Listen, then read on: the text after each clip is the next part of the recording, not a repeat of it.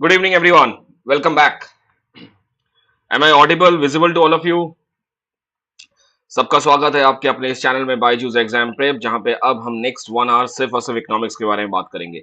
So I hope all of you might have got the news. First of all let me know, am I audible और visible और not to everyone. Voice issue कुछ अगर है तो मुझे पहले बता दीजिए. All fine, okay. So all of you must be knowing about the recent notification from UGC regarding economics paper. So it got slated on 8th of October, right? Yes, all of you. चलिए, बहुत ही बढ़िया. आज के questions start करने से पहले एक अच्छा मौका मिला हमें और ज्यादा तैयारी करने के लिए. So I think I will be coming up with more sessions on these papers. कुछ kind of like revision sessions I am also planning. So बहुत जल्दी वो आपके सामने होंगे. 8 अक्टूबर से पहले पहले हम इसको करेंगे. एनीवे, सो आज का पेपर कैसा है? ये दिसंबर 2005 का पेपर जो है ये one of the technical paper है. इसमें ऐसे 5-6 क्वेश्चंस मिलेंगे जो आपको एक टेक्निकल इश्यूज के लिए दिखाएंगे और वैसे क्वेश्चंस बहुत बार रिपीट भी हुए हैं. तो उसी अंडरलाइन टॉपिक्स के ऊपर भी क्वेश्चंस रिपीट हुए हैं. So once all of you are ready, तब हम एक बार शुरू करते हैं. Yes, will talk about this. Fine, thank you Kalyani. I will consider that. जी, चलिए शुरुआत करते हैं. Are we all ready to start with? ज्यादा हलचल नहीं दिख रहा मेरे को आज. हाँ, as is it so? Are we all good to go? Let's start with the paper. नहीं सर, मत करो. ऐसा कुछ आ रहा है यहाँ पे. नहीं नहीं, मत करो सर. ओके, चलिए. पहला क्वेश्चन ये आपके स्क्रीन पे, right. Reveal preference theory, match the following से स्टार्ट करेंगे. Reveal preference theory, surplus value, king demand curve, point of constant bliss. तो ये एक नई चीज आ गई यहाँ पे जो कि नॉर्मली मैं अभी बोलूंगा नहीं, आप लोग डिसाइड कीजिए what should be the answer for this. Code यहाँ पे है. ये मैच द फॉलोइंग है, कोड यहाँ पे है बिकॉज हिंदी इंग्लिश का सेम कोड है. ओके, चलिए, time up. Revealed preference theory is basically for Paul Samuelson. Surplus value Karl Marx हो गया. Kinked demand curve is Sweezy and point of constant bliss is Batson, right. तो ये बन जाएगा हमारा 3 1 2 5. 3 1 2 5. 3 1 2 5. This should B this. Option D is correct. Let's see the answer. It is option D, right. Yes, चलिए. अब सबसे बड़ी बात है कि what is point of constant bliss, ये क्या होता है, right. Point of constant bliss ये दिया था बर्डसन ने. बर्डसन एंड सैमुअल्सन ने दोनों ने मिलकर ये दिया था सोशल वेलफेयर फंक्शन में. तो सोशल वेलफेयर फंक्शन में ये काम था और ये था कुछ इस तरीके से. यही से एक और थ्योरी निकल के आती है जिसको हम कहते हैं the second best alternative, right. यहीं से आता है. तो let me just draw this. तो ये हो गया हमारा GUPF, राइट. ये है हमारे कुछ सोशल इंडिफरेंस कर्व. मिनट.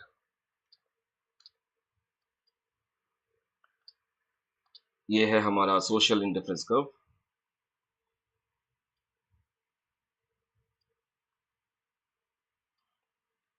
ये SIC3, SIC2, SIC1, ये है B's यूटिलिटी और ये है A's utility, right.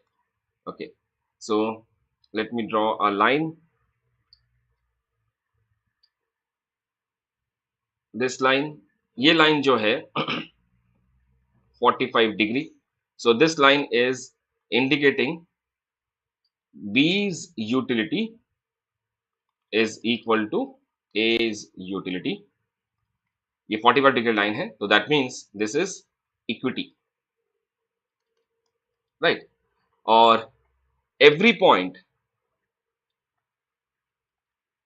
on GUPF indicates efficiency. Efficiency. ये कहां से निकलता है, जीयूपीएफ कहां से आता है, ये है हमारा कॉन्ट्रैक्ट कर्व। जो कॉन्ट्रैक्ट कर्व है उसको अगर हम खोलेंगे, सो it will look like this. Contract curve कैसे आता है, ऐसे एजवर्थ बॉक्स के अंदर इस तरीके से। तो इसी लाइन को अगर हम खोलेंगे तो ये ऐसे बन जाएगा, राइट। ओके, नाउ यहां पे कुछ पॉइंट्स के बारे में बात करते हैं। Late me just draw them. So this is suppose point Q, this is suppose point R, and this is suppose point S. So point Q क्या है, point Q is point of constraint bliss. यहां पे क्या है, so this is basically 45 degree line and social indifference curve is equal to GUPF. तो इस जगह पे Q पॉइंट पे what we have is efficiency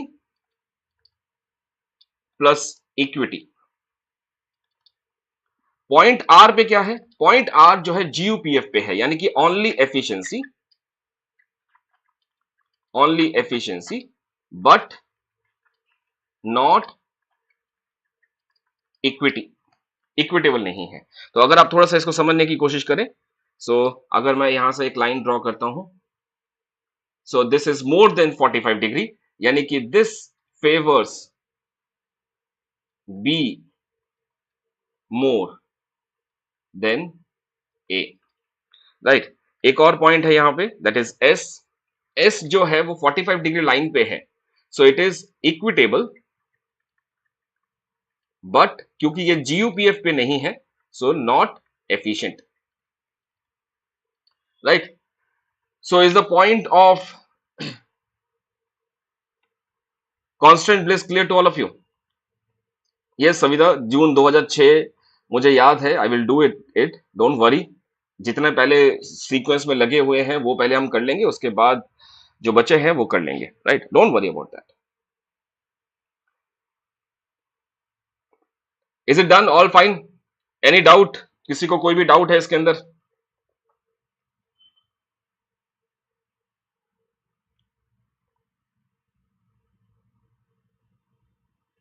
okay, सो ये है point of constant bliss. Concept किसने दिया था, बर्टसन एंड सैमुअलसन ने, सोशल वेलफेयर फंक्शन के लिए। और ये कुछ इस तरीके से लगता है जैसा मैंने बताया, एक बार दोबारा देखेंगे तो आपको समझ में आ जाएगा। Anyway, next question, the goods which are non rival in consumption. Non rival in consumption, तो non rival in consumption is basically public good, right. अब यहां पे you have two more options, one is private good जो कि rival and excludable होता है। Free goods, इस पे कंफ्यूजन आ सकता है कि सर फ्री गुड्स क्यों नहीं राइवल हो सकते, नॉन राइवल हो सकते। एक पॉइंट हमेशा याद रखिएगा, there is a difference between public good and free good. So अगर हम फ्री गुड की बात करें, so if we talk about free good are not scarce in nature, जैसे एयर, राइट, जैसे वाटर। जैसे ही फ्री गुड स्केयर्स हो जाएगा, जैसे कई कई जगह में पानी नहीं है, हवा बहुत दूषित है, प्रदूषण है वहां पे, सो दैट विल बिकम, वो वहां पे प्रॉब्लमेटिक सिचुएशन में पहुंच जाएगा। सो उसको ठीक करने के लिए वो ट्रेजेडी ऑफ कॉमन गुड बन जाएगा। तो उसको ठीक करने के लिए it will become common good, और उसको ठीक करने के लिए फिर हमें पब्लिक गुड की जरूरत पड़ेगी, हमें फिर पब्लिक गुड की जरूरत पड़ेगी। एक बात याद रखिएगा, public good is not available for free of cost. जैसे फ्री एयर है, मतलब सांस लेने के लिए कोई पैसा नहीं देना पड़ता, पब्लिक गुड के लिए पैसा देना पड़ता है, although that is not directly, so direct quid pro क्यो नहीं है, लेकिन आपको हमें पैसा देना पड़ता है। फॉर एग्जाम्पल हेल्थ हो गया, राइट, एजुकेशन हो गया, देन डिफेंस हो गया, these are not free, right. So कहीं ना कहीं टैक्स पेयर का पैसा ही हेल्थ, एजुकेशन, डिफेंस में लगता है।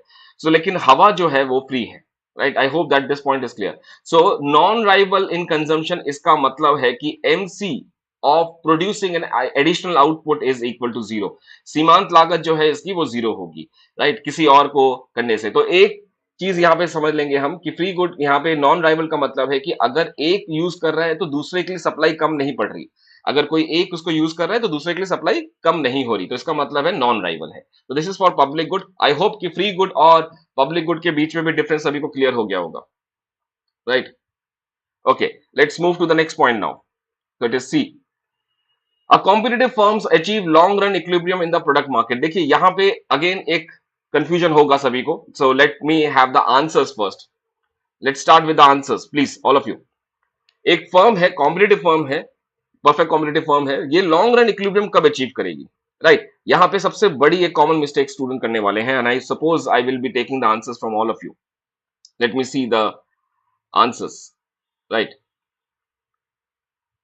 Okay, I am waiting because there is a lag, slightly lag है, तो इसलिए मैं सबका वेट करूंगा. Yes, yes, most of the people are saying C, right?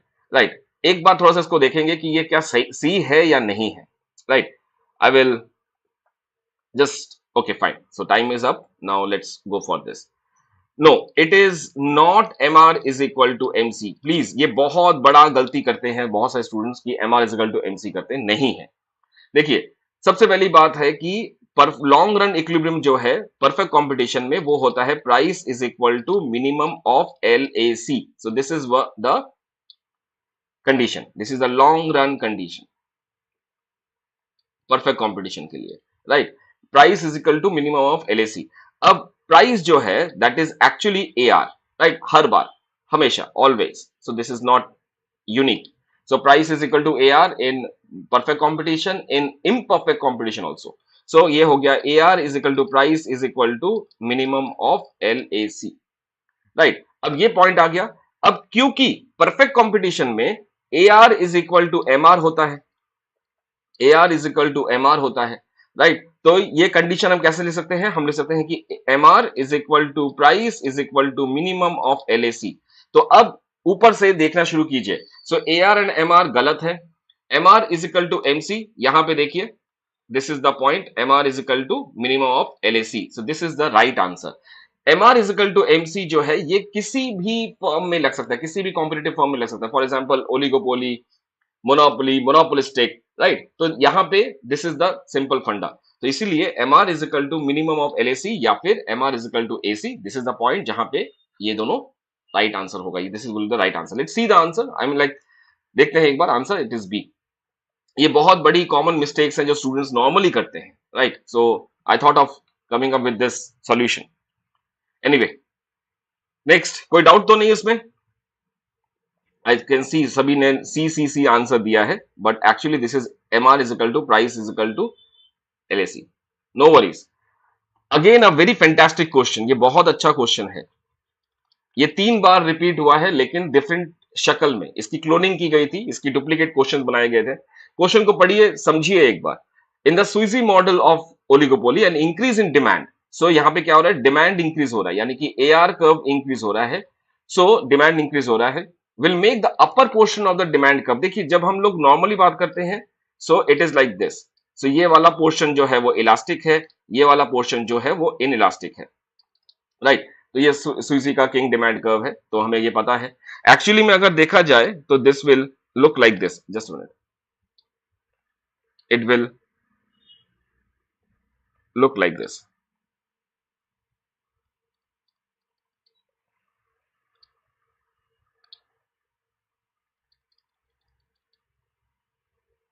ये होगा, राइट? तो ये AR1 है, AR2 है, तो all of us know that, right? So इस क्वेश्चन में अगेन हम कह सकते हैं कि ये मोर इलास्टिक है, राइट? बट क्वेश्चन में एक गिवन इंफॉर्मेशन में छोड़ दिया है. वो क्या है? N increase in demand, right? ये इंक्रीज इन डिमांड है.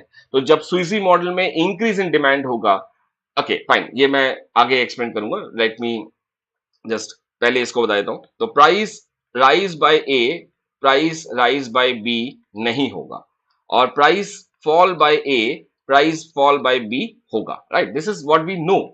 बट प्रॉब्लम क्या है क्वेश्चन में? एन इंक्रीज इन डिमांड दे रखा है. जब ओलिगोपोली स्वीजी मॉडल में जब इंक्रीज इन डिमांड होगा तो किंग कर्व उल्टा हो जाता है. तो ये बन जाएगा कुछ इस तरीके से.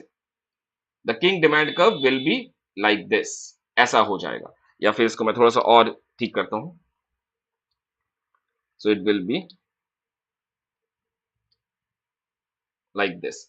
सो ये हो गया अब किंग डिमांड कर्व जब इंक्रीज इन डिमांड होगा. इंक्रीज इन डिमांड जब होता है तो इंक्रीज इन प्राइस करने में कोई आपत्ति नहीं है, राइट, जब डिमांड इंक्रीज्ड है, राइट। सिमिलरली जब टैक्सेशन का पॉलिसी चेंज हो रहा है, एक सेलर को पता है कि दूसरे को भी कंपाइल करना पड़ेगा, कंप्लाई करना पड़ेगा, क्योंकि गवर्नमेंट ने टैक्स डाल रखा है, तो टैक्सेस जब इंक्रीज होंगे, सिमिलरली जैसे टैक्स इंक्रीज होंगे, तो price rise by A will be followed by price rise by B. जब टैक्स रेट, बिकॉज वो मैंडेटरी है, राइट, गवर्नमेंट ने टैक्स लगाया है, तो दोनों फर्म को इंक्रीज करना पड़ेगा। तब ऐसा नहीं होगा तब कि एक बढ़ेगा तो दूसरा घटेगा, नहीं बढ़ाएगा, right, that is what the point. Similarly जब डिमांड इंक्रीज होगा, तब भी यही होगा कि दोनों को पता है कि हमें प्राइस रेज करना चाहिए। So in this case this will be in elastic and this will be elastic, right? I hope this point is clear. So इसका सही answer will be B, that is less elastic. चकमा खा गए सभी सभी। Again this is a very fantastic question, please take a screenshot of this अगर आपको पसंद आए। इसी टाइप का एक और क्वेश्चन भी था, वो भी मैं आपको सभी को दिखा देता हूं, राइट। I have taken that collection. सो एक क्वेश्चन ये था, इसका तो आंसर बी हो गया, सभी ने देख लिया। ये देखिए, जस्ट अ मिनट, ये क्वेश्चन, हाँ, एक क्वेश्चन ये था, सिमिलर क्वेश्चन देखिए, the king demand curve works well under which of the following condition. तो यहां पे है, ये किंग डिमांड कर्व वहीं पे काम करेगा जहां पे रिसेशन होगा। रिसेशन के केस में प्राइस ऑफ ए इंक्रीज होगा लेकिन प्राइस ऑफ बी इंक्रीज नहीं होगा। प्राइस ऑफ ए फॉल होगा तो प्राइस ऑफ बी भी फॉल होगा। तो it is only only sorry, it is only in depression, right, only in depression the right answer will B, right. Similarly इसी type का यहां पे भी है, you can see this question. If the rise in the demand is quite substantial and stays high for fairly long time, the king in the original oligopoly demand curve will get reversed, right? So इसका भी answer जो है वो है A, because rivals are less worried about the loss and are operating closer to the full capacity. जैसे ही increase in demand होगा, जैसे ही increase in demand होगा, तो इसके वजह से क्या होगा, fuller capacity utilization हो जाएगा, fuller capacity utilization होगा, and that is one of the reason why rivals are less worried about the losses, right? Is it fine? Interesting question या नहीं? Waiting.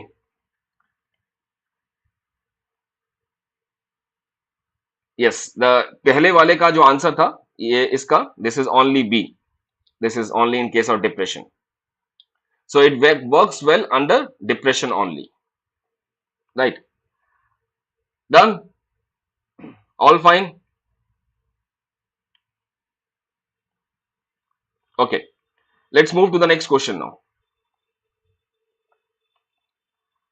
The statement that compensation principle of welfare economics is capable of giving contradictory result is associated with the name of, right? किसने ये कहा था कि compensation principal किसका था? Calder Hicks का था। कैल्डर हिक्स का जो कॉम्पनसेशन प्रिंसिपल था वो कॉन्ट्राडिक्टरी रिजल्ट दे सकता है, राइट, इज एसोसिएटेड विद, बहुत सिंपल सा इसका आंसर है, right. All of you please apply your mind, दिमाग लगाइए एंड इसका आंसर सोचिए।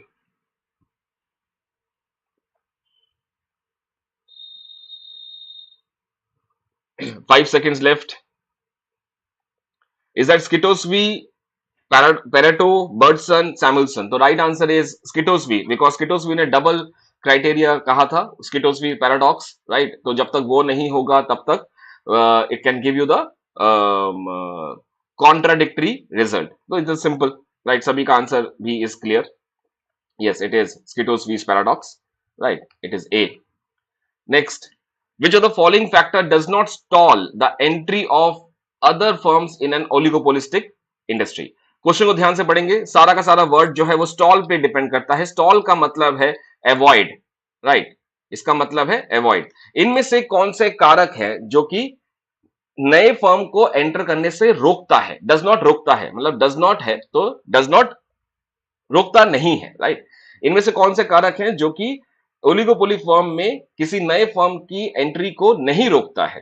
तो huge advertisement expenditure, economies of scale, technology, increase in demand. So answer this question please.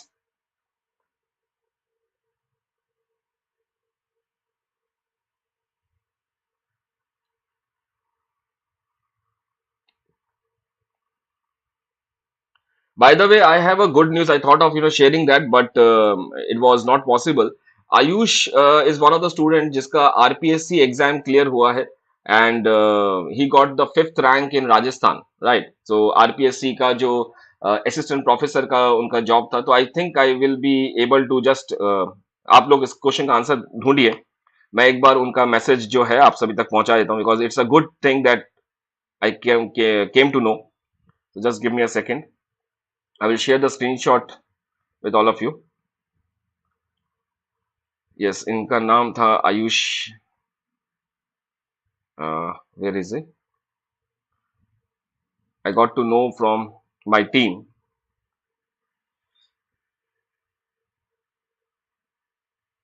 Actually, I'm not able to locate it.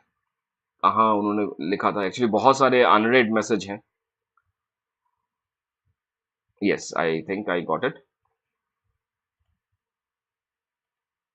So we'll be sharing this with all of you. Feels good जब किसी student का ऐसा reply आता है. Negative reply तो बहुत आते हैं, लेकिन बहुत कम टाइम ऐसा होता है कि किसी का अच्छा रिप्लाई आता है. So you all of you can see that he is Ayush Gupta.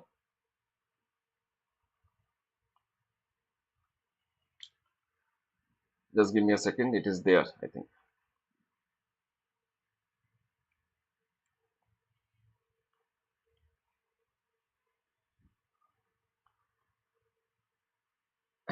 I think you can now see him.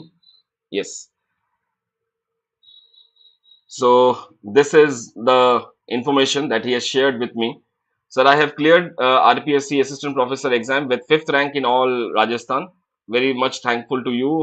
I'm a Hindi medium student and did MA as non-collegiate student. Yet I cleared it. So ये बहुत बड़ी बात है कि Hindi medium से student है और वो नॉन कॉलेजिएट स्टूडेंट है. सो thanks Ayush for this wonderful information. मैंने I am just a medium, आपने किया जो भी किया, आपकी मेहनत रंग लाई. सो he has been following me for 1.5 year. So 1.5 year, right? It's a credible thing. Okay, so all the best Ayush for your future endeavors. I hope that you become a very successful assistant professor, right? हमारी शुभकामनाएं आपके साथ हैं. Okay, चलिए इसका आंसर क्या होगा देखते हैं. इनमें से कौन से फैक्टर हैं जो कि एंट्री ऑफ अदर फर्म्स को रोकती नहीं है? तो it is the increase in demand. बाकी सब रोकती है, बिकॉज इनिशियल जो एडवर्टीजमेंट एक्सपेंडिचर है बहुत ज्यादा होता है, इकोनॉमीज ऑफ स्केल, जिसकी वजह से जब नया फर्म आता है तो उसको वो बेनिफिट नहीं मिलता. इकोनॉमीज ऑफ स्केल तभी मिलता है जब एक फर्म जो है एक एक लेवल तक पहुंच जाता है, जिसके बाद वो जब आउटपुट इंक्रीज करता है तो कॉस्ट कम होना शुरू हो जाता है. टेक्नोलॉजी की वजह से, बिकॉज हेवी टेक्नोलॉजी चाहिए शुरुआत में, तो इसलिए नए फर्म्स नहीं एंटर कर पाते हैं. Increase in demand is the reason जो कि अवॉइड नहीं करता है. Anyway, the right answer will be D here. Next question. A rational consumer choosing between uncertain events will make a choice on the basis of. एक rational consumer है, right? Rational consumer मतलब वो हमेशा maximise करने की कोशिश करेगा अपने सेटिस्फैक्शन को. जो अनसर्टेन इवेंट्स को चूज कर रहा है, राइट, वो किस हिसाब से चूज करेगा? ये बहुत सिंपल सा क्वेश्चन है. सेंट पीटर्सबर्ग के पैराडॉक्स के ऊपर ये क्वेश्चन डिपेंड करता है. वॉन न्यूमैन की थ्योरी पे है ये question. So all of you please answer this question. Expected monetary benefits, expected utility, expected prices, expected income in the future.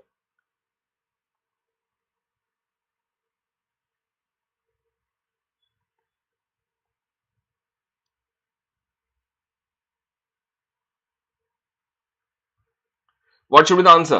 The right answer will be, मुझे अभी भी, I am still waiting for the answers. Okay, yes yes yes, very good. It is expected utility.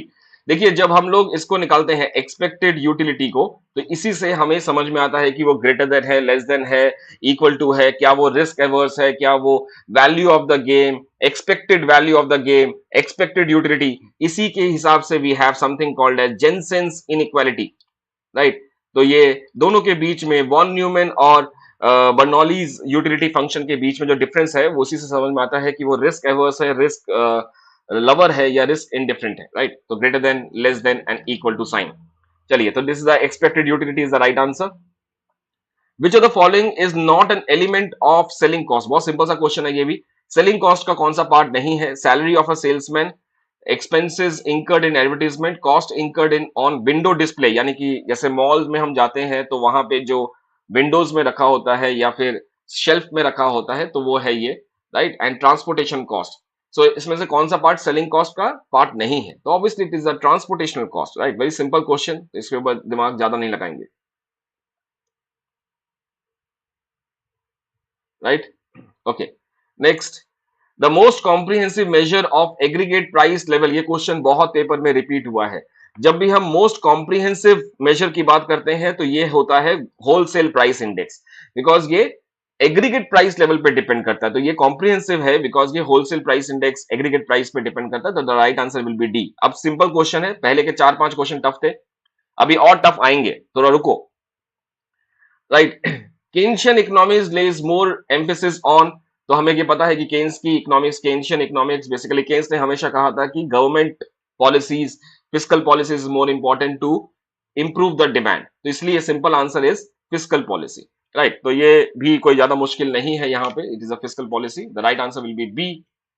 Okay, next, high powered money. High powered money का मतलब आज सुबह जैसे हम कर रहे थे, यूपी वाला पेपर कर रहे थे, तो वहां पे high powered money is equal to currency plus required reserves plus excess reserve. Basically this is also called as monetary base, right, it is called as monetary base. और इन अदर मैनर जितना भी RBI ने पैसा print किया है, RBI ने जितना भी प्रिंट किया है वो सारा पैसा is called as monetary base. It is the liability of the central bank, liability of the central bank. तो ये है produced by reserve bank of India, right. Simple सा पॉइंट यहां पे आ गया। Next, a person who is left the job to find another job would be classified as. देखिए ये क्वेश्चन में एक नई चीज सीखने को मिलेगा और थोड़ा सा इसमें एक थोड़ा मिस्टेक भी है। All of you please understand this question एक बार। Let me just have the answers from all of you, फिर हम मैं आगे जाऊंगा इसके।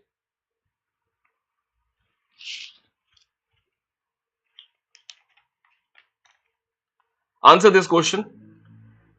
एक एक व्यक्ति जो अन्य कारक तलाशने के लिए काम छोड़ता है वह क्या है, राइट। तो सभी ढूंढ रहे होंगे सर फ्रिक्शनली अनएम्प्लॉयड कहां है, राइट। सभी के सभी क्या ढूंढ रहे हैं?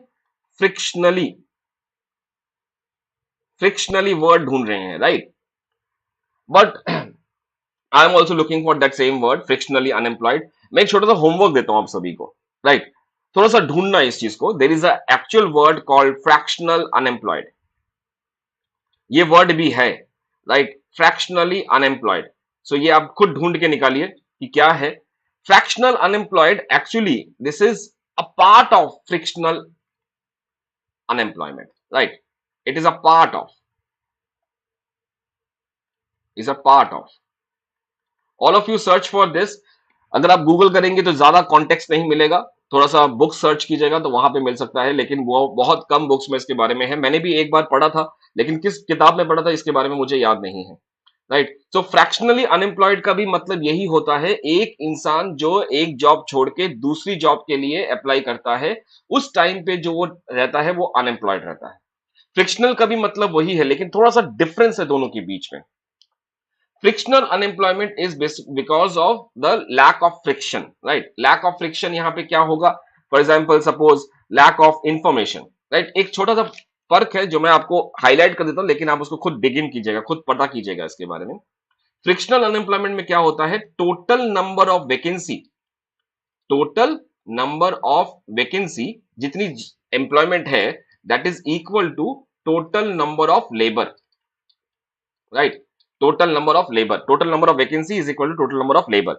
हाँ, अब जो लेबर है उसको इंफॉर्मेशन नहीं है, तो वर्ड फ्रिक्शन का मतलब है because of lack of awareness, lack of awareness, lack of information.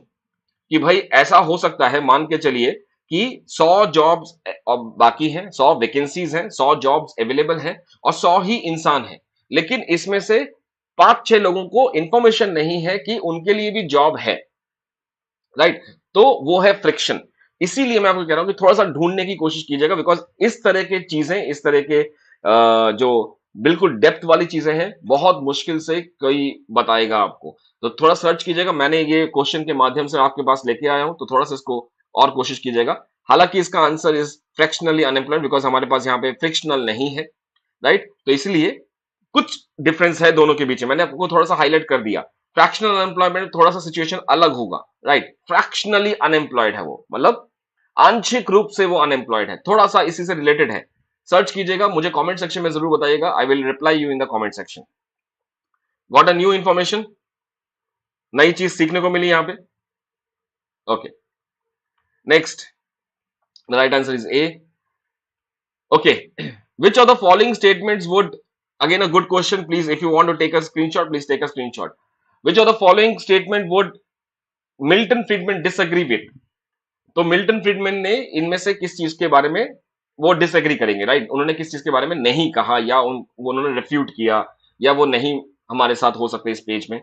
So monetary policy has a few short term effect on the real economy, ये सही बात है, क्योंकि मिल्टन फ्रीडमैन के हिसाब से भी मॉनेटरी पॉलिसी जो है वो लॉन्ग रन में ज्यादा कारगर है, बिकॉज लॉन्ग रन में वो प्राइसेस को चेंज कर सकती है, right. So in the long run changing the money supply primarily affect the price level, this is also right. There is a little scope for using monetary policy actively to smooth out business cycle, ये चीज है जो कि Milton Friedman disagree करेंगे, right. So उनका कहने का मतलब है कि ये चीज, this is incorrect because monetary policy can not be use for smoothening business cycle, right. So it can not be used to smoothen business cycle, because business cycle क्या है, these are basically seasonal in nature, right, it is irregular in nature। तो जब जब irregular आएगा तो monetary policy, क्योंकि short run impact उनका कम है, इसी वजह से वो क्या होगा, वहां पे फिस्कल पॉलिसी लगानी पड़ेगी, that is what the point. इसीलिए Reserve bank of India can not be relied on to effectively smoothen out business cycle, तो ये भी सही है। So this is the right answer because this is something that he will disagree with, right? Anyway, so this should be the C answer. Again, a good question. Please take a screenshot of this. The money multiplier is a multiplicative inverse of the required reserves as long as, oh my God, money multiplier, this is money multiplier, right, is a multiplicative inverse of the required reserve ratio as long as currency leakages into circulation or foreign markets do not occur, banks do not maintain excess reserve, the required reserve ratio is far in excess of the reserve that bank think are prudent given the deposit that they hold, all of the above. Okay, it's a good question.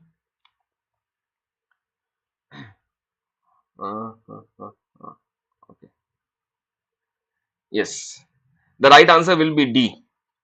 अच्छा, ये कैसे किया, money multiplier m, multiplicative inverse का मतलब है division of required reserve, so m is equal to 1 upon legal reserve ratio, ये point है इसका। So m is equal to 1 upon legal reserve ratio. अब लीगल रिजर्व रेशियो दो चीजों से बनता है, that is CRR, cash reserve ratio, and SLR।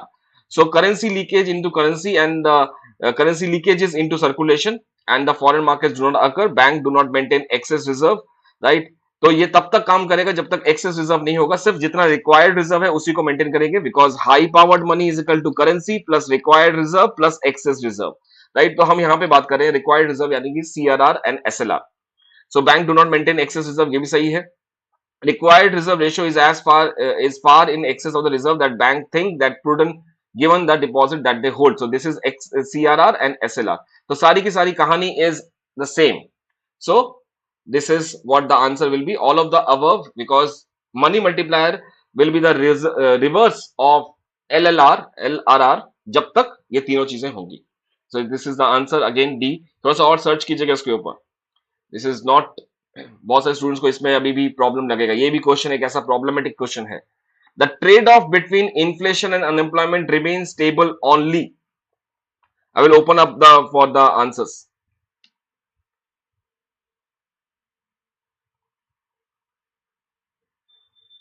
Yes, please answer this question, the trade off between inflation and unemployment. Phillips curve का question है। Again Phillips curve आते ही थोड़ा सा टेंशन होना शुरू हो जाता है कि यार इसमें कौन सा गलत होगा क्या नहीं होगा।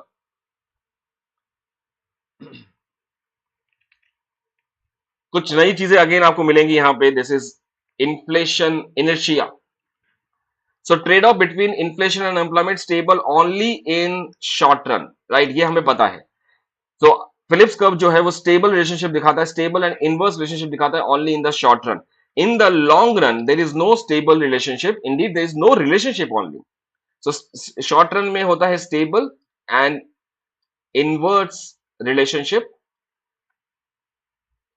और long run में there is no stability, indeed no relationship, right, between inflation and unemployment. तो ये ऐसा होता है, शॉर्ट रन में ऐसा होगा, राइट. अब यहां पे एक चीज समझ लीजिए कि ये कह रहे हैं कि शॉर्ट रन तो है नहीं, यहां पे क्वेश्चन में कहीं शॉर्ट रन तो नहीं दे रखा. During the period of stagflation, तो स्टैग्फ्लेशन जो कारण था, this is the reason why supply shock happened, right. Supply shock during the period of stagflation, stable तो नहीं होगा वहां पे, it will be non stable, because Keynesian economics ने स्टैग्फ्लेशन का कॉन्सेप्ट कभी भी उन्होंने they have not discovered it, जिसकी वजह से फिलिप्स का फेल्ड हुआ था, राइट. तो स्टैग्फ्लेशन किस लिए होगा? Supply shock, cost push inflation की वजह से. केन्शियन इकोनॉमिक्स ने हमेशा डिमांड पुल इन्फ्लेशन ढूंढा था. स्टैग्फ्लेशन की वजह से जब ऑयल शॉक हुआ, सप्लाई शॉक हुआ, जिसकी वजह से फिलिप्स कर्व का ब्रेकडाउन हो गया.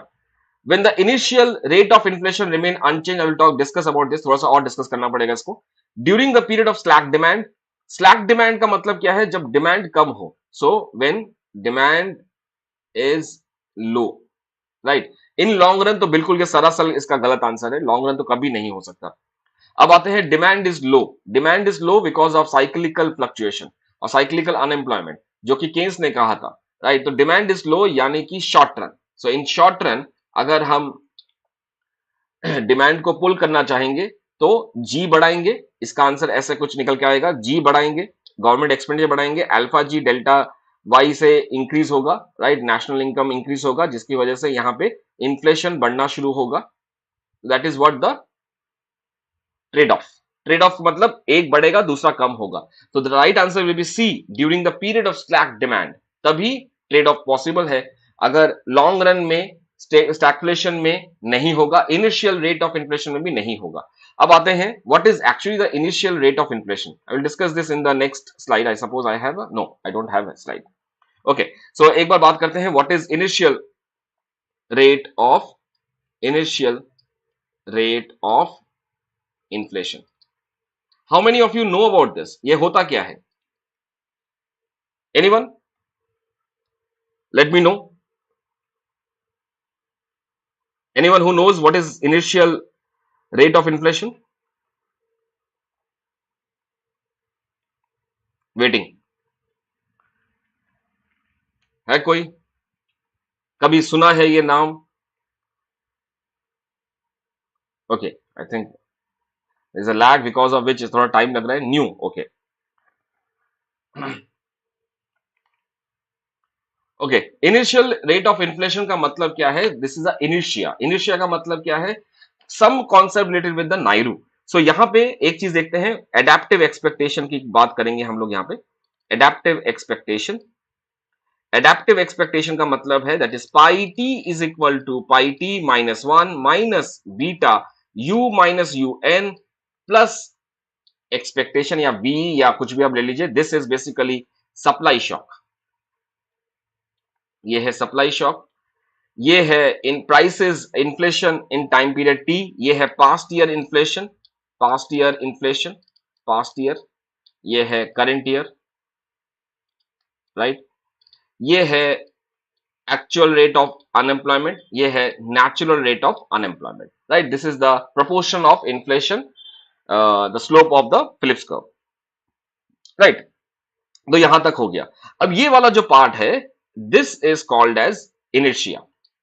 ये है इनर्शिया.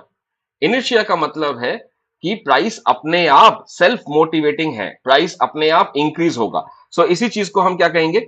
सो लेट्स सी, जब when U is equal to UN, यानी कि actual unemployment is equal to natural unemployment, तो अंदर वाला, let me just change the colour, right. थोड़ा सा आपको समझ में आ जाएगा यहां से. So this one will be zero because UN minus UN हो जाएगा. सो इसका मतलब क्या है? That is pi T is equal to pi T minus one plus supply shock. तो ये वाला जो पोर्शन है इसके अंदर इनिशिया है. इनिशिया का मतलब क्या है? if there is no supply shock, there is no supply shock, यानी कि E is equal to zero, then pi T is equal to pi T minus 1। इसका मतलब क्या हुआ कि अगर कोई सप्लाई शॉक नहीं है, नॉर्मल सिचुएशन चल रहा है, तो इन्फ्लेशन उतना ही बढ़ेगा जितना लास्ट टाइम बढ़ा था। इसका सिंपल सिंपल सरल भाषा में मतलब क्या है? इसका मतलब है we have inflation because we expected inflation because we had that inflation in the past. ये है इनर्शिया। आई होप कि मैंने ये बहुत सिंपल सरल भाषा में लिख दिया हो, आपको समझ में आ गया होगा ये चीज। Is that clear? So I think बहुत सारे स्टूडेंट्स के लिए नया होगा। अगर नया है तो please do like the session. There is no compulsion, if you want do like it, if you don't want don't like it, right? Purely up to you. Okay, so inertia का मतलब क्या है? अपनी स्पीड में, momentum में चलता रहेगा। सो क्योंकि ये क्या हुआ पूरा कॉन्सेप्ट, इस साल हमारे पास इन्फ्लेशन है क्योंकि हमने लास्ट टाइम सोचा था। और हमने लास्ट टाइम सोचा क्यों था? बिकॉज लास्ट टाइम हुआ था। So that is what the adaptive expectation. Adaptive expectation का मतलब क्या है? धीरे धीरे हम सीखते हैं। That is pi T is equal to pi e, that is equal to pi T minus 1, right?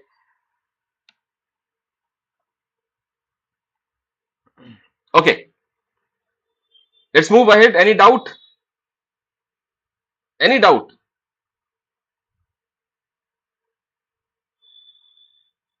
Shell we move ahead? आगे चले। So trade-off between inflation and unemployment stable is because only in the slack demand, right? During the period of the slack demand.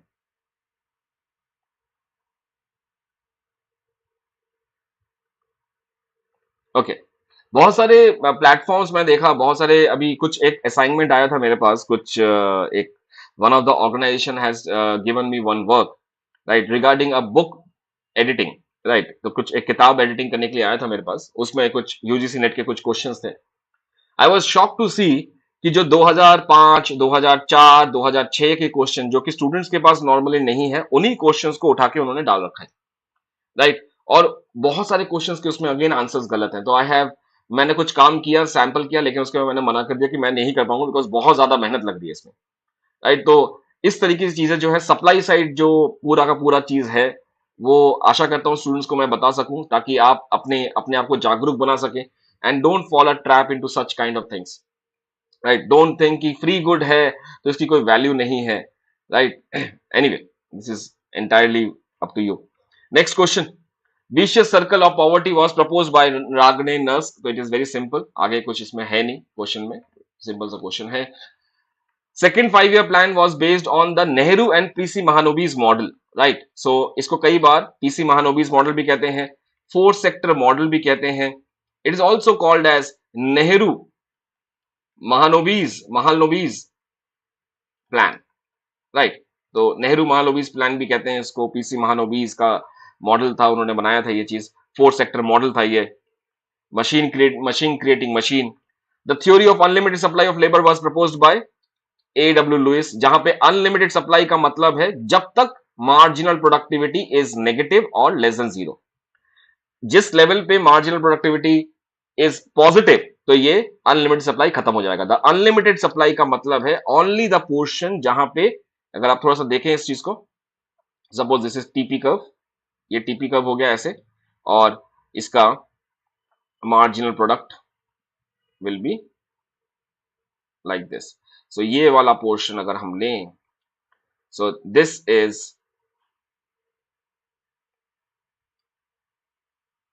ये TP curve है, ये MPL है, तो ये वाला portion यहां से लेके यहां तक, तो ये अगर मान लेते हैं L1, ये L2, this is the portion जो कि अनलिमिटेड सप्लाई है। This is the portion of unlimited supply. Unlimited का मतलब ये नहीं है कि अनलिमिटेड है, actually this is the only portion जब तक एमपीएल, अगर हमने इससे कम लेबर ले लिया तो ये यहां पे रहेगा, तो this is not unlimited, right? Last class में भी मैंने इसके बारे में बात किया था, redundant labour and disguised unemployment, उसके ऊपर भी यही बात चल रही थी हमारी। चलिए क्वेश्चन कैलकुलेट कीजिए इसको। In Harrod Domar model, if the growth rate of income that is GR is equal to 5%, capital output ratio is 3%, saving rate क्या होना चाहिए? सेविंग रेट क्या होना चाहिए? Let's find out the answer for this question. क्या answer होगा इसका? All of you, Harrod model, G is equal to S upon C, where C is capital output ratio, S is equal to S upon Y, that is APC is equal to MPC, APS is equal to MPS. तो G is equal to S, अच्छा G कितना दे रखा है 5%, S कितना दे रखा है it is नहीं पता, and capital output ratio कितना दे रखा है 3. So it is 5 into 3 is equal to S, that is 15%. So the right answer will be D. बहुत सिंपल सा question. Okay. Next, let's move to the next part. Capital per person decreases if net investment per person क्या होगा? थोड़ा सा दिमाग लगाइए इस पे. कैपिटल पर पर्सन का मतलब है K upon K by L, right? और investment, net investment per person मतलब नेट इन्वेस्टमेंट पर पर्सन, इसका मतलब तो यही हुआ कैपिटल अपॉन लेबर. तो यहां पे क्या होगा? Net investment per person. तो सोच के देखो इस जगह पे, राइट? Apply your mind. क्या होना चाहिए? Okay, let me put start the timer.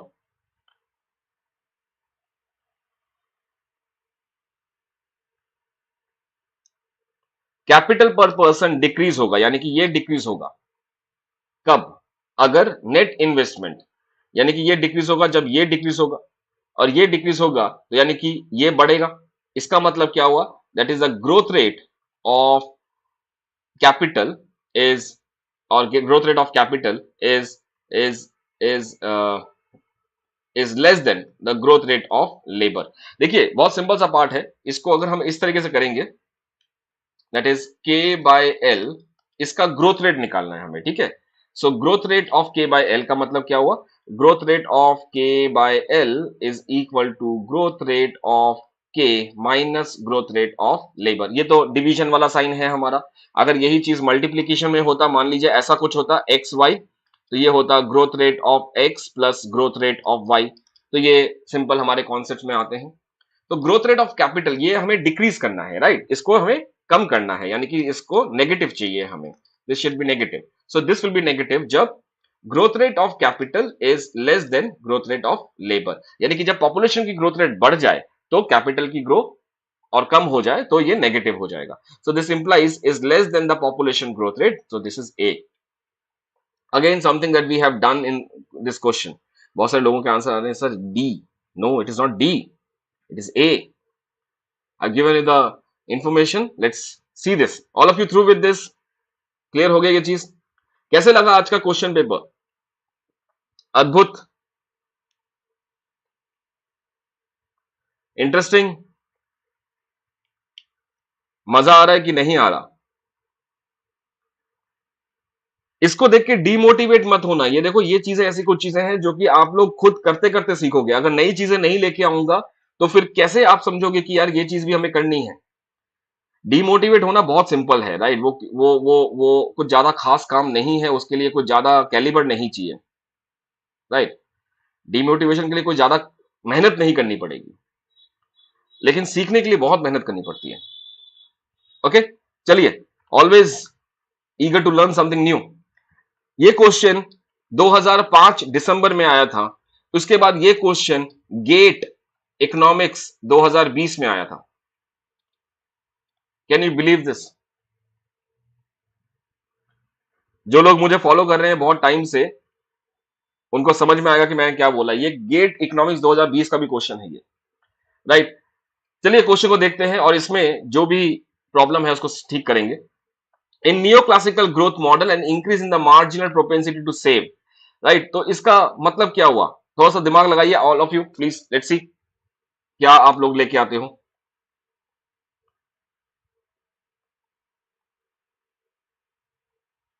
All of you please.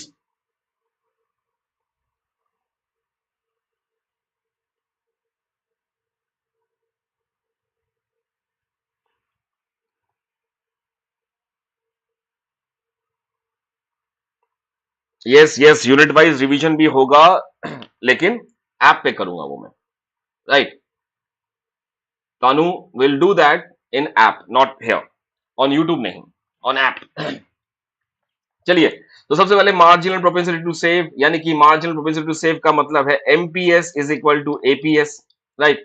और ये मतलब क्या हुआ, दैट इज सोलो मॉडल है, क्लास न्यू क्लासिकल मॉडल है, तो K star will be, K star क्या होता है, इट इज इक्वल टू 0 या के हैट इज इक्वल टू 0। के हैट का मतलब क्या होता है, it is S F K upon K minus N is equal to 0, right, ये मतलब हो गया इसका। इसको थोड़ा सा और ठीक कर लेंगे, एस एफ के इज इक्वल टू एन के, एन इधर गया फिर के मल्टीप्लीकेशन में चला गया, सो ये हमारे पास सोलो मॉडल का इक्वेशन आ गया। नाउ दिस इज एन के, और ये मान लीजिए हमारा पहला एस एफ के है। अब इसमें हुआ क्या, एमपीएस बढ़ गया है, राइट, तो एमपीएस का मतलब क्या है, S, MPS is equal to APS, यानी कि हम मान रहे हैं कि एस बढ़ गया, सो एस के बढ़ने से नया जो कर्व है that will be like this, right. यहां पे क्या होगा, इट इज क्यू, क्यू का मतलब है एफ ऑफ के, राइट, क्यू या एफ ऑफ के कह लीजिए, यहां पे क्यू का मतलब है एफ ऑफ के, यानी कि क्वांटिटी अपॉन लेबर, यानी कि पर कैपिटा आउटपुट, ये क्या है, पर कैपिटा आउटपुट। और ये नीचे की तरफ क्या है, के है, के का मतलब क्या है, के का मतलब है capital upon labour ratio, right, per capita labour, per capita capital, right, तो ये कैपिटल के बाय एल रेशियो आ गया। अब जैसे ही हमारा एस बढ़ गया, जिसकी वजह से हम यहां से यहां पहुंच गए, तो इनिशियली हमारा इक्विलिब्रियम यहां था, राइट, और उसके बाद क्यू बाय एल यहां था।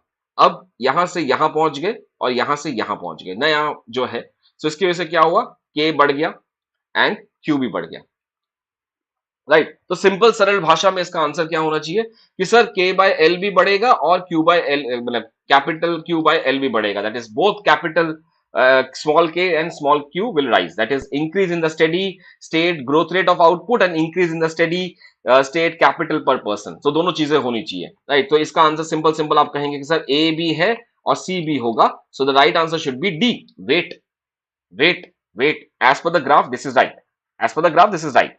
यहां पे इस कॉन्सेप्ट है that is called as Solovian paradox of saving, right. इसका मतलब क्या है, सोलोवियन पैराडॉक्स का मतलब क्या है, यहां पे सोलोवियन पैराडॉक्स कहता है, सोलोवियन पैराडॉक्स, इसका कहना है कि increase in saving will only have temporary effect, temporary effect, temporary effect on capital output ratio, capital labour ratio, right, so only in the capital per person ratio, it will not have permanent impact.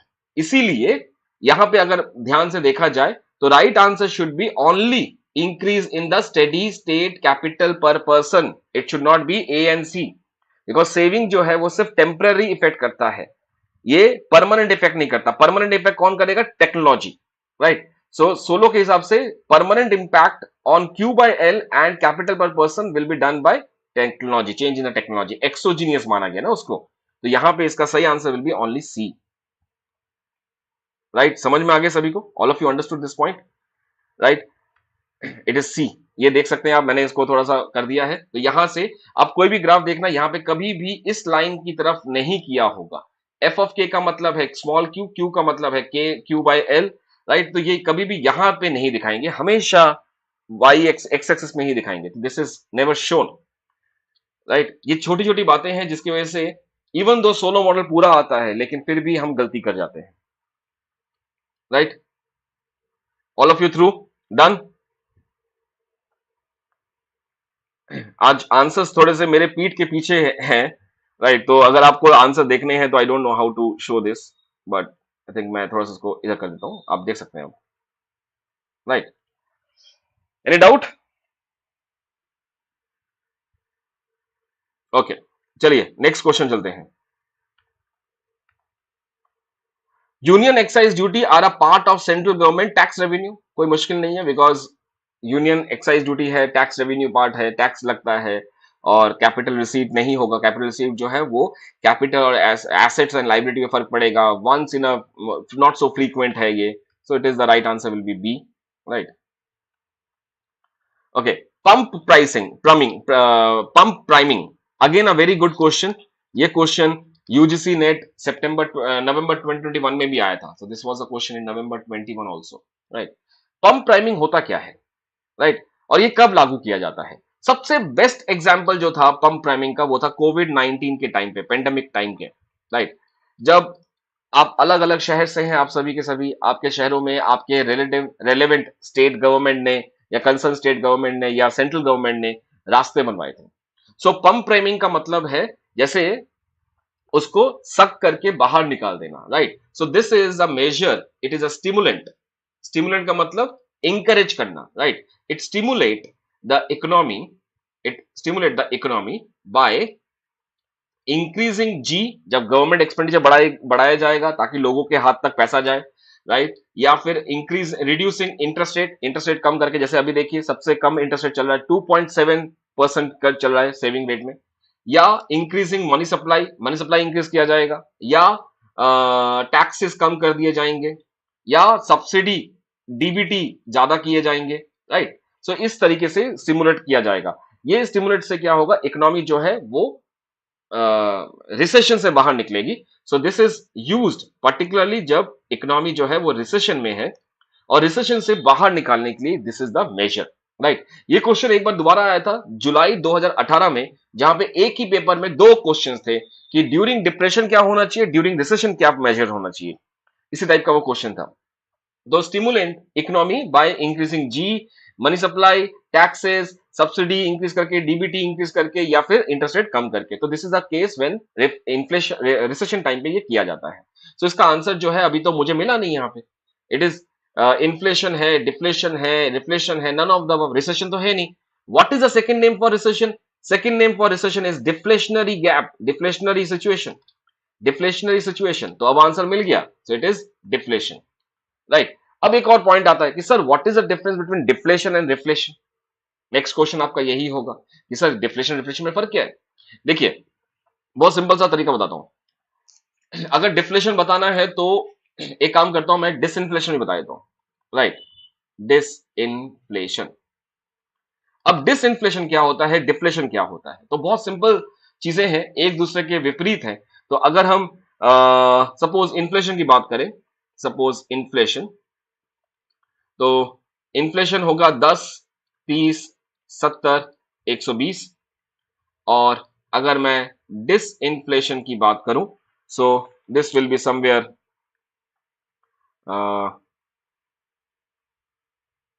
Dish disinflation, हाँ disinflation, it is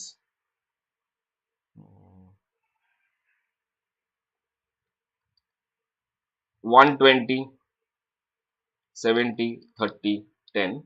और deflate की अगर हम बात करें, deflation, so it will B 10, 20, 10, 30, 60 and 70।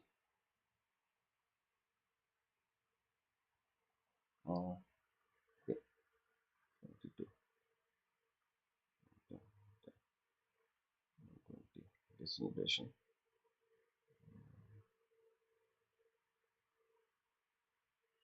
हाँ I think मैंने सही किया है। ये थोड़ा सा गड़बड़ लग रहा है मुझे, एक सेकेंड। आई थिंक एक सेकेंड, मुझे कुछ कुछ गड़बड़ लग रही है। Just give me a second. Disinflation मैंने गड़बड़ किया क्या?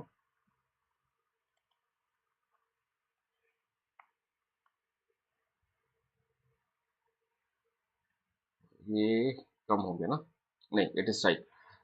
डिफ्लेशन, एक सेकेंड, मैंने यहाँ पे गड़बड़ किया है कुछ। Just just give me a second ना। This is deflation, is this,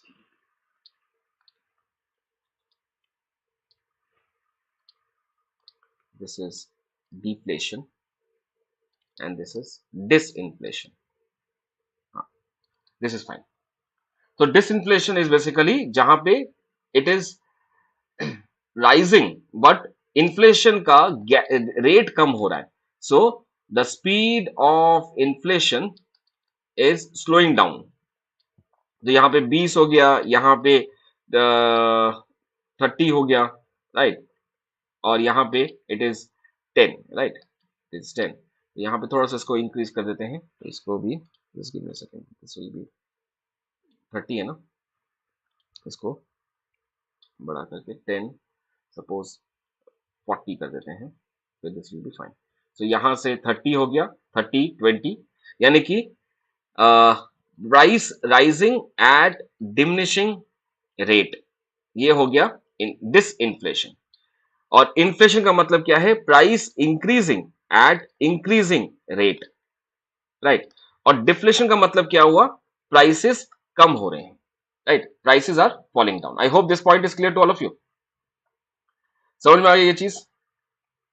so inflation का मतलब है प्राइसेस बढ़ना, बढ़ते क्रम में। डिफ्लेशन का मतलब, ये डिफ्लेशन है, मैं अगर राइटिंग मेरी समझ नहीं आई तो मैं इसको लिख देता हूं दोबारा से। I will rewrite in different ink. तो ये है डीफ्लेशन और ये है डिसइन्फ्लेशन, राइट। डिफ्लेट का मतलब है कम होना, इन्फ्लेट का मतलब जो है उसका उल्टा है डिफ्लेट। और डिसइन्फ्लेशन का मतलब है कि rate of rise in the price is low, right. अब आते हैं रिफ्लेशन क्या होता है। रिफ्लेशन एक्चुअली पंप प्राइमिंग का ही दूसरा नाम है। सो ये भी is a stimulant, it is also a stimulant जो कि रिसेशन में यूज किया जाता है, रिसेशन में यूज किया जाता है। तो स्टिमुलेंट पैकेज, गवर्नमेंट एक्सपेंडिचर बढ़ाना, टैक्स कम करना, मनी सप्लाई को बढ़ाना, इंटरेस्ट रेट को कम करना, ताकि इकोनॉमी जो है बैक टू ट्रैक, यानी कि पुराने इन्फ्लेशन लेवल पे पहुंच सके। तो यहां पे सिर्फ एक डिफरेंस है, छोटा सा डिफरेंस है, कि जब इकोनॉमी रिसेशन से बाहर निकल रही है तो वो प्री रिसेशन पीरियड के इन्फ्लेशन में पहुंच जाए। सो रिफ्लेशन इज दोबारा से इकोनॉमी को प्री रिसेशन में लेके जाना, प्री रिसेशन इन्फ्लेशन में लेके जाना, प्री रिसेशन इन्फ्लेशन में लेके जाना, उसके लिए जो चाहिए। सो मान के चलिए प्री रिसेशन यानी कि 2019 में मान के चलिए रिसेशन था 5%, और कोविड 19 के टाइम पे क्या हुआ कि इकोनॉमी जो है वो स्लम में चली गई, स्लैक चला गया, डिप्रेशन रिसेशन में आ गया। तो इकोनॉमी को वापस 5% रेट ऑफ इंटरेस्ट पे लेके जाने के लिए, इन्फ्लेशन पे लेके जाने के लिए जो किया जाएगा उसको रिफ्लेशन कहेंगे। It's a stimulant package. Pump priming simple फंडा है कि रिसेशन से बाहर निकालना है। इसमें ऐसा कुछ नहीं है कि पुराने रिसेशन के, प्री रिसेशन इन्फ्लेशन के बराबर करना है या ऐसा कुछ करना है, नहीं। तो पंप प्राइमिंग और रिफ्लेशन में सिर्फ एक ही फर्क है कि रिफ्लेशन में उतना पैकेज देंगे जितना हम पुराने प्री रिसेशन इन्फ्लेशन रेट पे पहुंच जाए। पंप प्राइमिंग का मतलब होगा कि इकोनॉमी को डिफ्लेशनरी प्रेशर से निकाला जाए, राइट। ये सिंपल फंडा है और इसमें कोई डिफरेंस नहीं है, राइट। एक बार आप दोबारा से समझ लेंगे तो आपको ये समझ में आ जाएगा। आई थिंक मिताली आपका आंसर, जो आपका क्वेश्चन है वो आंसर के लिए आप मेरे पुराने वाली वीडियो में जाइए एचडीआई में, वहां पे few of the student I think Vinay ने उसका आंसर लिखा है, बहुत सही से लिखा है उन्होंने। तो मिताली जी आप एक बार मेरे पुराने वीडियो में जाना जहां पे एचडीआई के बारे में अभी बताया है रिसेंटली, वहां पे विनय शुक्ला का कमेंट आप चेक कीजिएगा, he has given the right answer there, right. I hope this point is clear to everyone, ये समझ में आ गया सभी को? Any more doubt on this pump priming और रिफ्लेशन? किसी को डाउट है एक बार पूछ लो। पंप प्राइमिंग का मतलब रिसेशन से बाहर निकालने के लिए स्टिमुलेंट, और रिफ्लेशन का मतलब है कि रिसेशन से बाहर निकालने के लिए वही सेम मेजर्स होंगे लेकिन pre what you say pre recession inflation rate पे पहुंचना है। ओके चलिए, तो it is B, right. Deflation ही मैंने बताया था पहले भी, it is B. Next, VAT is imposed on every stage of between the production and consumption, ये सिंपल सा क्वेश्चन है, it is D. Okay, temporary increase in the marginal tax rate will lower output, tax rate बढ़ेगा तो lower output करेगा, इसमें और कुछ दो राहें नहीं है, सिंपल सा क्वेश्चन अभी आगे। Tax on inherited property is an example of wealth tax, because inherited property मतलब वेल्थ, वेल्थ के ऊपर टैक्स लगना, यानी कि tax on inherited property. When the government expenditure exceeds the government receipts, government expenditure exceeds the government receipts, तो इसका मतलब है budget deficit is negative, simple सा फंडा। Let's move to 29 question. The Laffer curve demonstrate the relationship between the tax rate and the tax revenue, right? Simple सा question है ये, tax rate and tax revenue, ये भी clear। If the rupee, ये same question आपके पास paper में आया था इस बार भी, राइट, नवंबर में पेपर में क्वेश्चन जो आया था 21 में। सो इफ द, पहले क्या था, $1 का मतलब है 44 rupees, now it has become $1 मतलब 46 rupees by the market forces. Market forces मतलब है कि फ्री मार्केट है यहाँ पे, नॉट फिक्स्ड नहीं है, फ्लोटिंग है। इसका मतलब क्या हुआ यहाँ पे, that is the value of dollar has increased and the value of rupee has fallen down, right? तो इसका मतलब क्या है? This is the case of depreciation.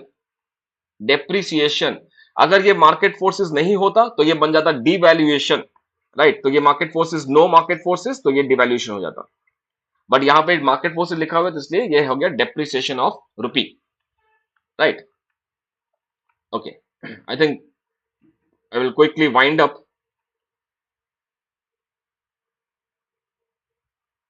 Okay.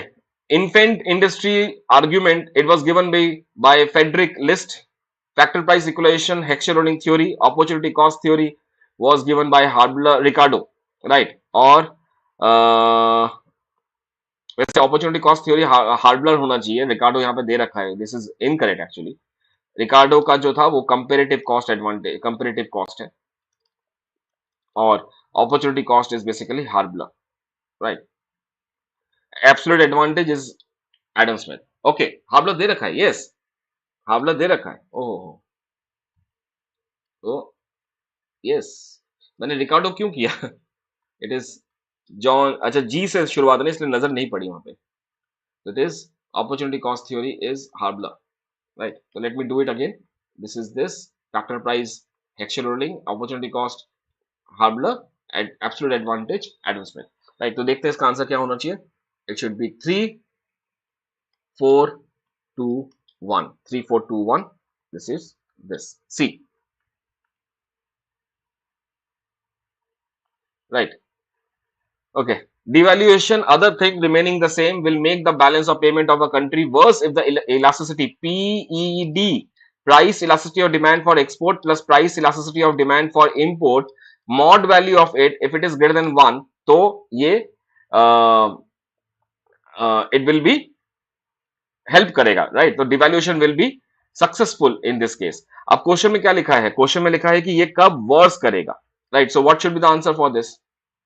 ये वर्स तब करेगा जब it will be less than 1. So if it is less then 1, ये होगा डिवैल्यूएशन सक्सेसफुल, सक्सेसफुल, राइट? तो यहां पे क्या होगा? कंट्री जो है वो बीओपी डेफिशिएट से निकल के it will move towards BOP surplus, right? लेकिन जब price elasticity of demand for export plus price elasticity of demand for import is less then 1, so this implies that devaluation नहीं करना चाहिए, डिवैल्यूएशन नहीं करना चाहिए, because it is verse.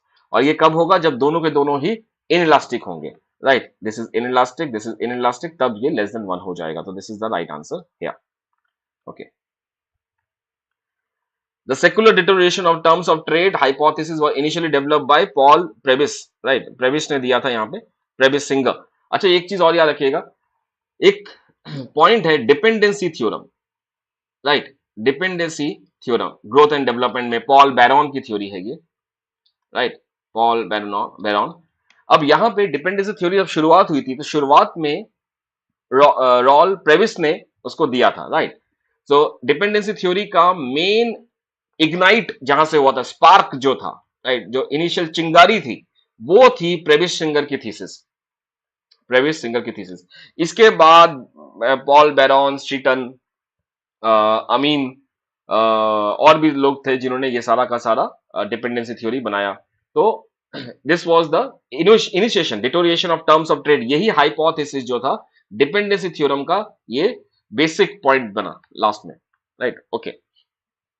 The Britain would finally collapse इन 1971. 73 से सिमिथियन agreement हुआ था, सिमिथियन agreement हुआ था, और उसके बाद हम लोग यूएस धीरे धीरे करते करते फ्लोटिंग में चली गई थी, राइट? उसके बाद यूएस का प्रॉब्लम हुआ था, सप्लाई शॉक आया था, वगैरह वगैरह. यहाँ पे Heckscher rolling theory of international trade explains the emergence of trade among the inter regional trade. Intra नहीं है, इंट्रा मतलब आपस में, तो इसका मतलब है with in the country. Imperfect competition ये दिया था क्रुगमैन ने, राइट? क्रुगमैन एंड चैम्बरलिन ने दिया था. Monopolistic and oligopoly, increase in return to scale में बात किया था. Changes in the taste and technology, this was basically मेरे ख्याल से सिमिलर टेस्ट है यहाँ पे, सिमिलर प्रेफरेंसेस है. Change in the taste and technology, change in taste and technology के लिए मेरे ख्याल से कोई ऐसा ट्रेड है नहीं, राइट? या होगा तो मुझे याद नहीं आ रहा। Intra regional trade basically you can say Robert Mandal optimum currency area OCA, वहां पे ट्रेडिंग जो है वो इंट्रा रीजनल में आ जाएगा, राइट। अच्छा, यहाँ पे कुछ चीजें और भी दिमाग में आ सकती है कि sir intra trade, intra industry trade. अब intra industry trade is basically industrial में है, राइट। तो वो अगर आता है तो basically this will be in terms of imperfect competition, product differentiation आ जाएगा वहां पे। So Bela Balassa Bela Balassa index, एंटीक्विन इंडेक्स, राइट। तो ऐसे आरसीए इंडेक्स, ये ऐसे हैं और इंडेक्स हैं जो कि इंट्रा इंडस्ट्री के लिए है, इम्परफेक्ट कंपटीशन के लिए है, विद इन द इंडस्ट्री के लिए है। बट यहाँ पे इंटर रीजन, यूएस और इंडिया के बीच में इंटर रीजन या इंटरनेशनल, राइट। ओके, इट वीज 26.9, ये तो स्टैटिक है, ये वही वाला है आपका लकड़ वाला का जो उन्होंने एस्टिमेट दिया था 26.9 प्लानिंग कमीशन को उस टाइम पे। न्यू एग्रीकल्चर पॉलिसी स्ट्रेटेजी जो है that was in the year 1966, green revolution 1966 में आया था। हालांकि मुझे लगता है इसका आंसर गलत दे रखा होगा, इनमें आंसर 1969 दे रखा है, ये तो मैंने पहले कभी देखा था इसको। हाँ देखो, इसका आंसर 1969 दे रखा है, जो कि मेरे हिसाब से गलत है। आप चाह सकते हैं, देख सकते हैं, confront it. Okay, new economic policy in India 1991। So question paper में देखो वही रिदम है, राइट। रिदम वही है कि पहले बहुत सारे टफ टफ क्वेश्चन दे दिए, फिर बीच में इजी कर दिया, फिर टफ कर दिया, फिर इजी कर दिया। ये टारगेट तो बहुत पुराना हो चुका है। अगर हम सिर्फ एक छोटा सा काम करें, let me make it 2 and let me make it 2। सो 2022-23 का 65,000 करोड़ का टारगेट है यूपीए गवर्नमेंट का, सेंट्रल गवर्नमेंट का, फॉर सेंट्रल गवर्नमेंट का, for the target of the disinvestment in the public sector इस साल का 65,000 करोड़, जो कि simple simple IPO of LIC को करने से ही आ जाएगा, राइट। तो ये बहुत सिंपल सोबर सा टारगेट है। 65,000 करोड़ रुपए इस बार डिसइन्वेस्टमेंट करना है, जो कि आईपीओ ऑफ एलआईसी करेंगे तो उतने में ही आ सकता है, right. Okay, I think I will be winding up very soon. Yes, to be continue tomorrow at 9 PM। So start with tomorrow this session. जरूर लिख के बताना मुझे कि कैसा लगा, कुछ नई चीजें आई हैं, समझ में आई हैं तो बताना जरूर। And will continue with this tomorrow. So आने वाले टाइम में I will take just 2 minutes more. Once we are in December 2005, इसके बाद I think I will do one more session, that is December 2005, June 2005, and I am left with June 2006 and June 2008। एक 8 का भी एक paper बाकी है, right. अब ये पता नहीं मुझे कि कौन सा पेपर है, लेकिन है एक। इसके अलावा जुलाई का एक पेपर पार्ट 2 रहता है। So will do away with all these things. पहले इसको खत्म कर लेते हैं तो ताकि ताकि पूरा का पूरा हमारा नेट का रिवीजन हो चुका इसमें।